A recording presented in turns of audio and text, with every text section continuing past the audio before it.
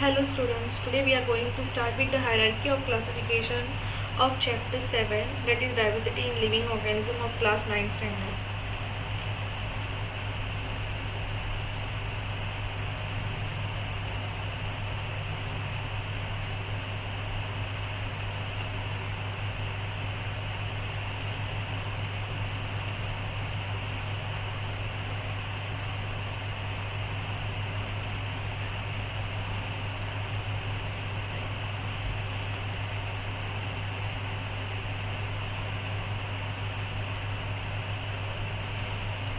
There were three biologists, namely Ernest, Robert and Whittaker.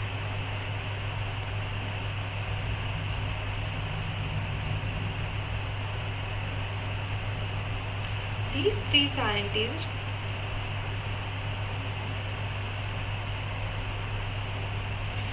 they tried to classify all the living organisms into broad categories called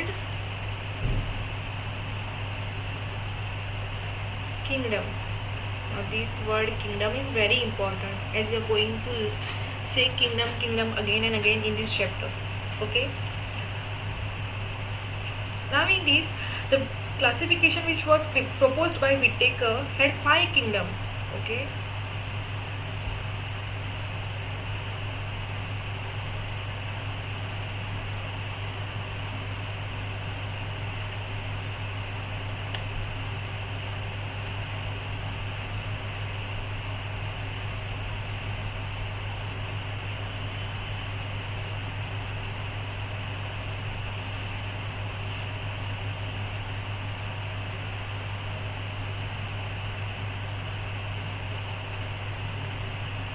So Whittaker classified the organisms into 5 kingdoms. That means he had proposed 5 kingdom classification. Which are those 5 kingdoms that we are going to see, and we are going to see individually also. So now this is very important thing. This classification is very important.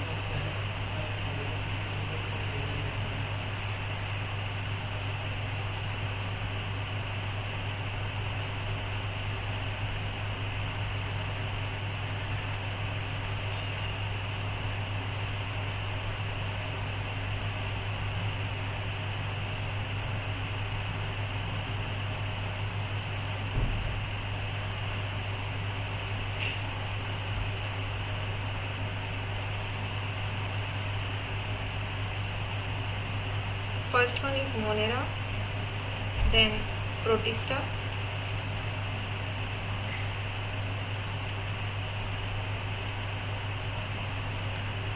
fungi,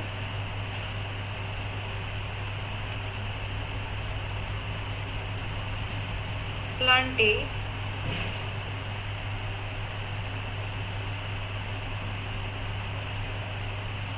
Animalia. This is called 5 kingdom classification. Now in this 5 kingdom classification, the Monera, Protista, fungi, Plantae and Animalia. Now this Plantae is further divided. Okay.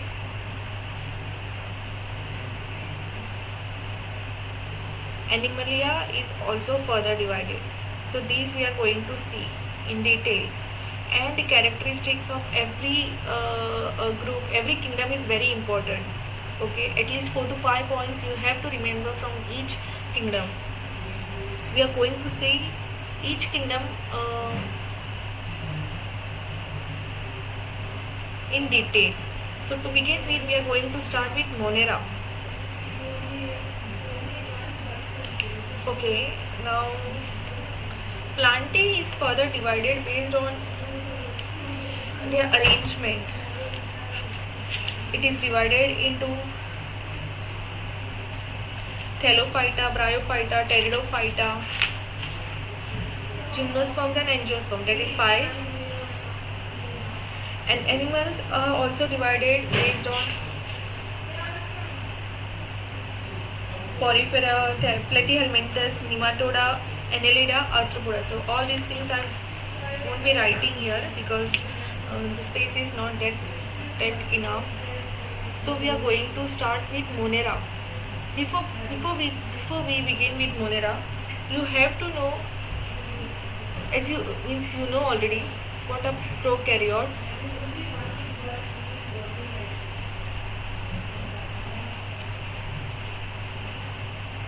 What are eukaryotes?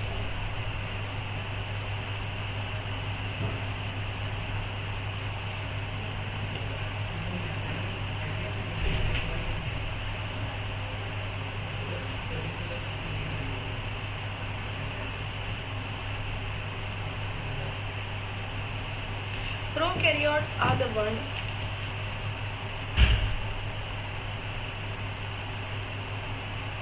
they are mostly single cell. Most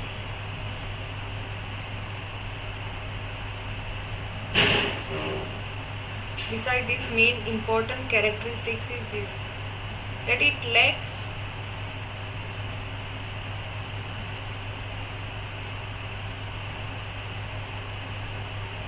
nuclear membrane. It lacks nucleus and nuclear membrane.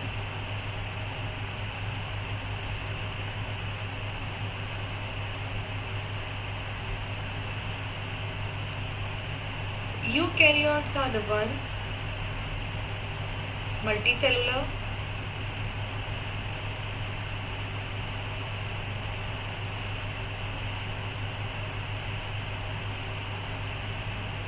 and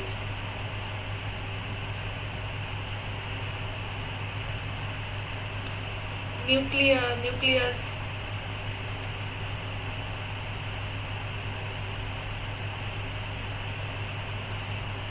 nuclear membrane nucleus present. Okay, eukaryotes example human beings, animals, single celled organelle. Prokaryotes example bacteria, viruses. Okay, so we are going to see the first kingdom, that is Monera.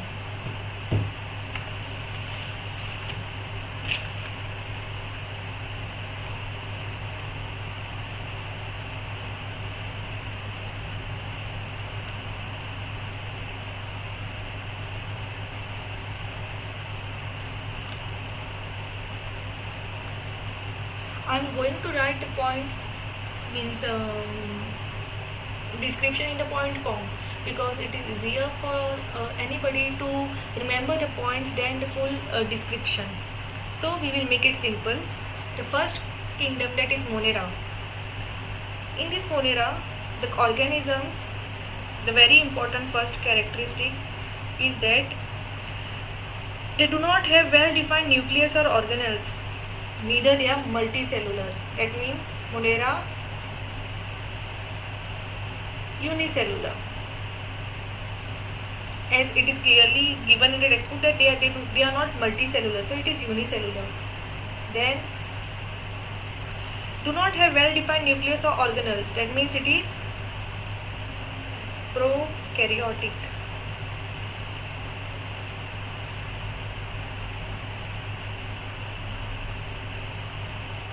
Third point, some have cell wall and some do not. Okay, the organisms in this kingdom will have, some will have cell wall,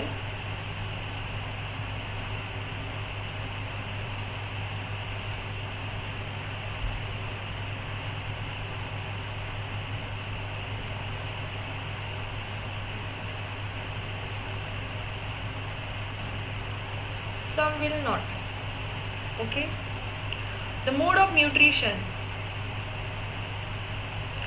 they are basically autotrophic.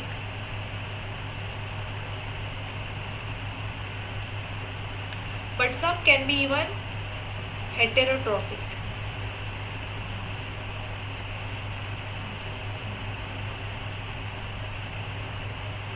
Now examples, very important. From each kingdom you have to know at least 4 or 5 points and the examples.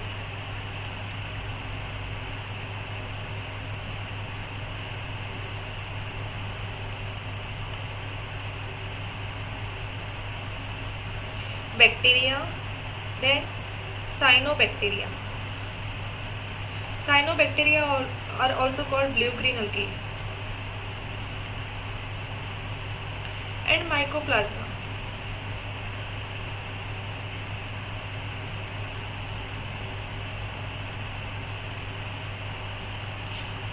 So, revision. Monera. In kingdom Monera, you will find organism that is unicellular. Unicellular, then prokaryotic means do not have well-defined nucleus or nuclear membrane. Some will have cell walls and some will not. Food, that is mode of nutrition, is either in the form of autotrophic and some are even heterotrophic. Example, bacteria, cyanobacteria, mycoplasma. I made it simple, 4 points and examples. It is easier for you to know, remember also, as well as if the notes are in the point form, I find like anybody, it will be easier for you to remember also. Okay. Then next, see, in this Monera, remember the example bacteria. See, if you know bacteria,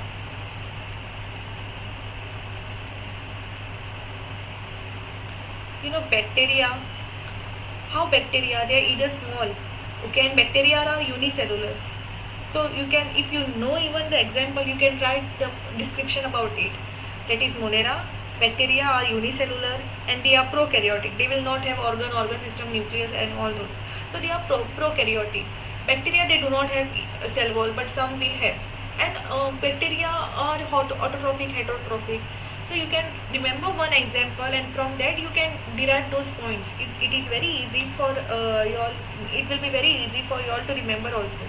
Okay. Now second thing, that is Monera.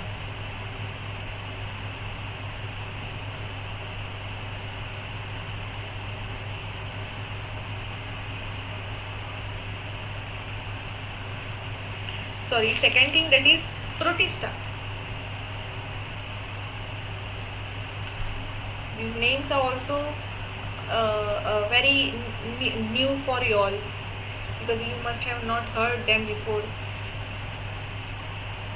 If you know, then well and good. If it is new, then you'll get many more new words in this chapter. You'll find like typical biologists. Now first, Protista.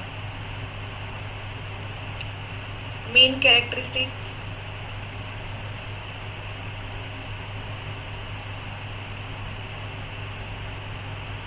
They are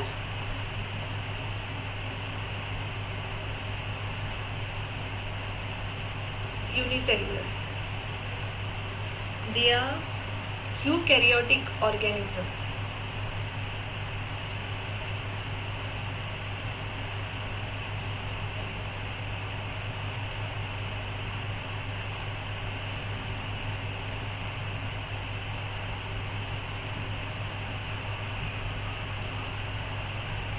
Some will have appendages like hair-like. For example, even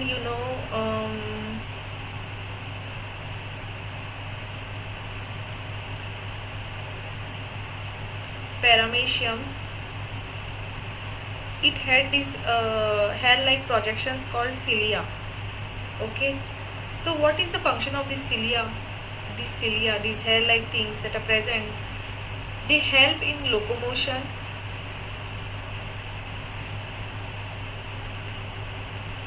they help in movement of food. They either help in locomotion, that is locating movement of self as well as movement of food. Okay, so they have appendages.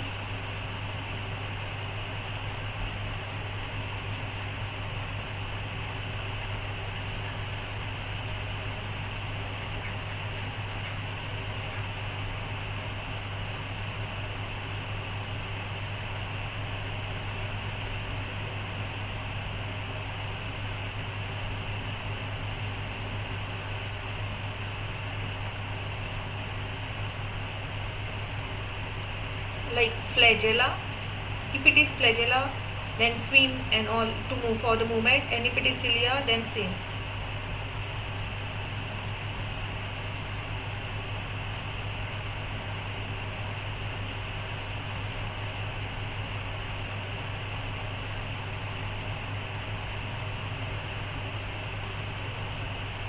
So appendages, external appendages for the movement. These appendages can be in the form of flagella, can be in the form of cilia.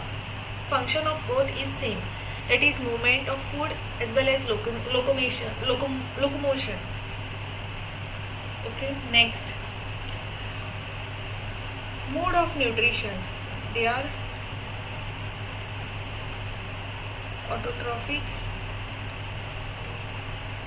or they even can be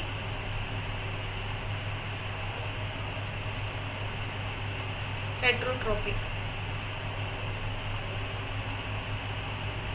And very important examples: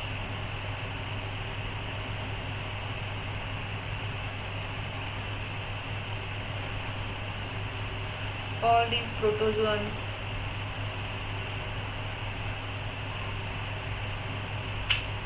then diatoms,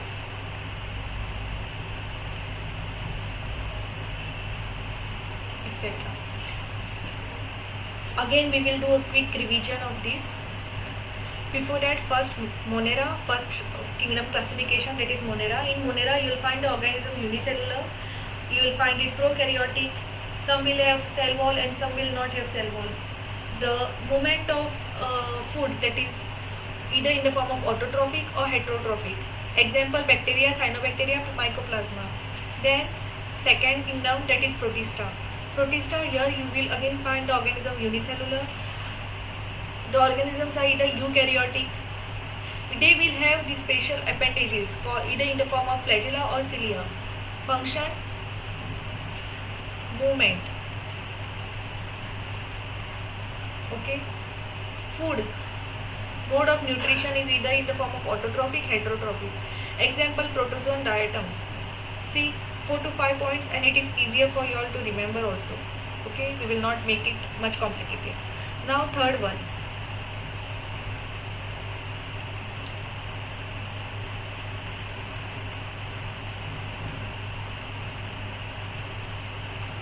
fungi.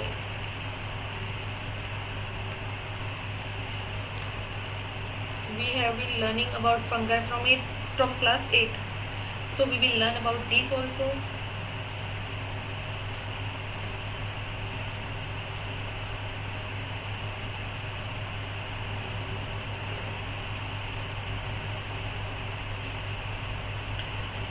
Fungi, you know, they are either heterotrophic. First of all, they are eukaryotic.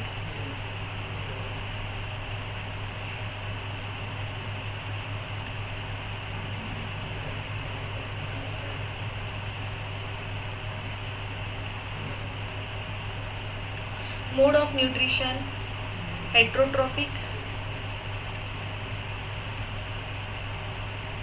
Some are heterotrophic, okay.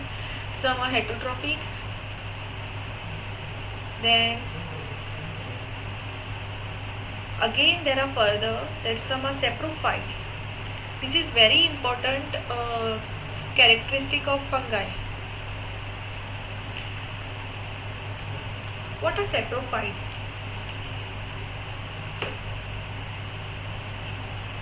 Now some of them use decaying organic matter as food, and that's why they are called saprophyte.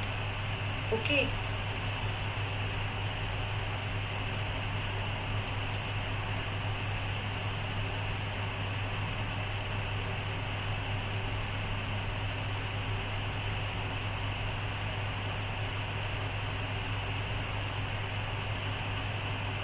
So saprophytes, so you can call an organism a saprophytic, or the mode of nutrition is saprophyte when they feed on dead and decaying organic matter as a food. Okay, then they are called saprophytes. Now some of these fungi are also they also require a living protoplasm of a host organism for a food. Now they are called parasites. Means some are heterotrophic, some are saprophytes. Means they feed on dead and decaying organic matter for the source of food. And some are parasites. Means they depend on living organic matter, living host organisms for food.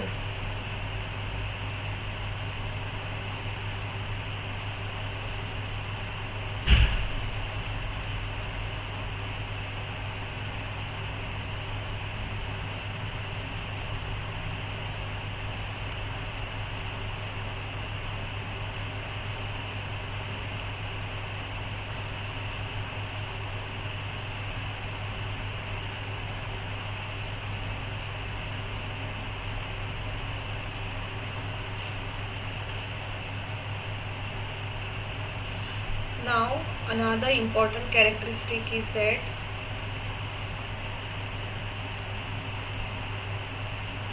the cell wall of these fungi are made up of chitin. You can pronounce it chitin, chitin.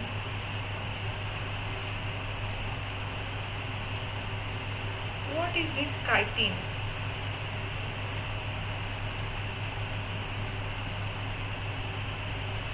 These are a tough complex sugar.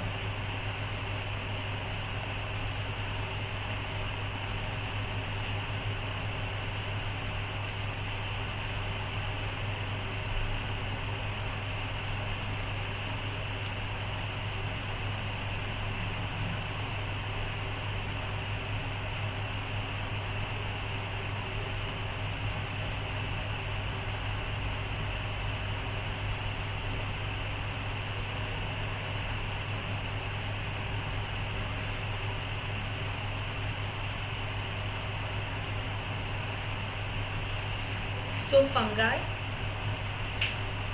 we will try to revise the points. The organisms in some fungi are eukaryotic. They are heterotrophic. They can be saprophytes if they feed on dead and decaying organic matter as a source of food, for the source of food. Then they can be even parasitic. When they feed on living protoplasm of a host as a source of food for the requirement of food. Okay, then they are called parasites. Now these cell walls of these fungi are made up of chitin. Chitin is nothing but tough complex sugar substances. Okay, so in these fungi,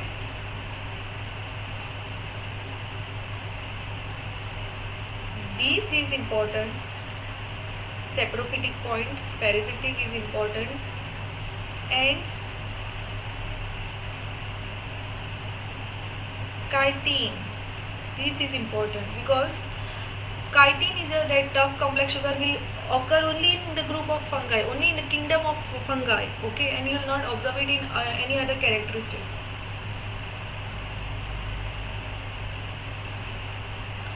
Then examples: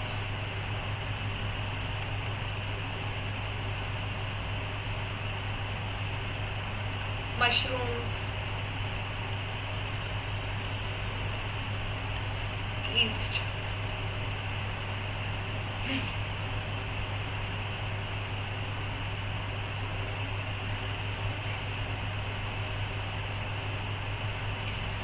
Another important thing that you'll find in this fungi group is symbiotic relationship.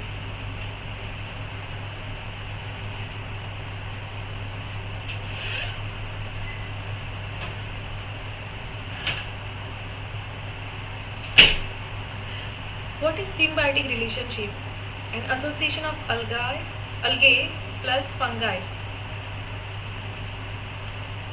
This symbiotic association is called association between algae and fungi is called symbiotic relationship.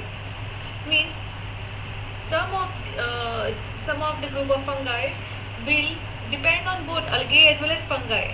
Algae for the source of food, fungi for the source of a shelter kind of. So together they make up symbiotic relationship. Now which kind of fungi organism you'll find this? You'll get these in lichens. You know where are these lichens found? You'll find a tree, a bark of tree, those white color patches you'll find in your backyard or in your surrounding. Okay, those white color patches you'll observe. Now this white color I'll draw with green color. Like these white color patches you'll get. Okay, it is clearly visible. So those are called lichens. Even your school teacher might show you there. So these are called lichens. Lichens are nothing but the symbiotic relationship between the algae and the fungi. Okay, so in fungi you have to remember three important points: that fungi saprophytic, then symbiotic relationship. This symbiotic relationship between the algae and fungi you'll observe in lichen. Examples: mushroom. Examples of fungi and mushroom yeast. Then the cell walls of fungi are made up of a tough complex sugar called chitin. Three important characteristics. And the last two kingdoms is further divided. Okay, now this is very easy.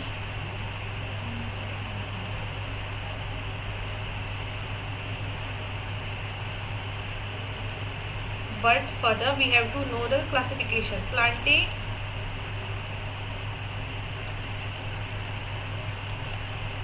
Animalia. Now this Plantae is divided further.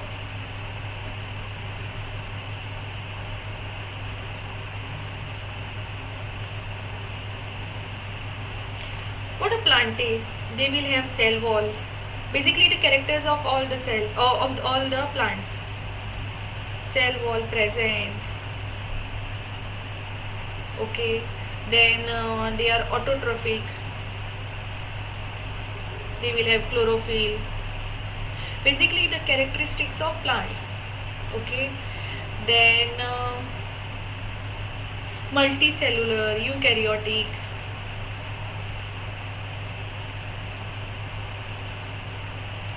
These characteristics will be there. Apart from these, they are further classified based on some other characteristics that we are going to see. Okay, now this Plantae is divided into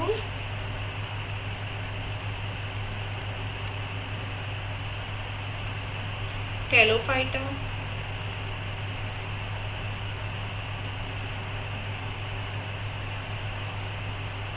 Bryophyta, Pteridophyta,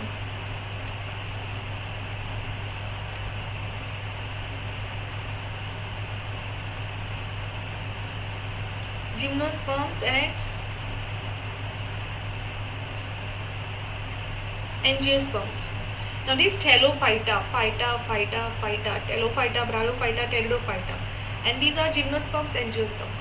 Now these are the classification of plants based on the arrangement of leaf, root, stem, all these. So we are going to see for the next class, but you have to know under these the characteristics of plants, that is cell wall present, autotrophic, multicellular, eukaryotic. Now Animalia, the characteristics that we possess, all the animals possess, that is again multicellular,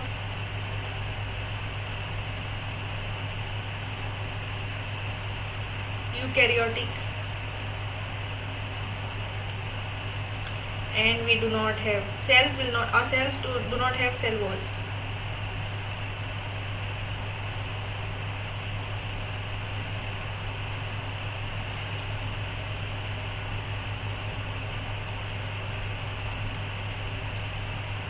This is further classified, and this classification is little broader, so we will see for the next class and then different subgroup.